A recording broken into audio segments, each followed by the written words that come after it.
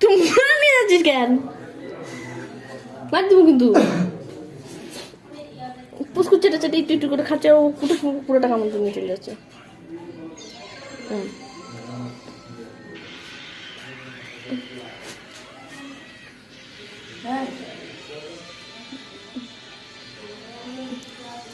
আপনার সাদা সালি মিষ্টি খেয়ে মজা বেশি মনে হয়।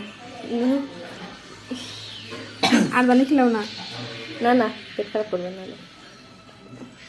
পুষ্কু শুয়েছিল, ওর নাকের কাছে নিয়ে গেছি, লাভ দিয়ে নেমে চলে আসছে।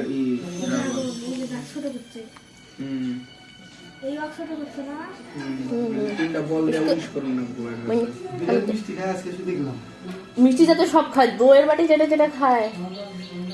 দই তোমার আঙুল কামড় দিচ্ছি। মার খাবি?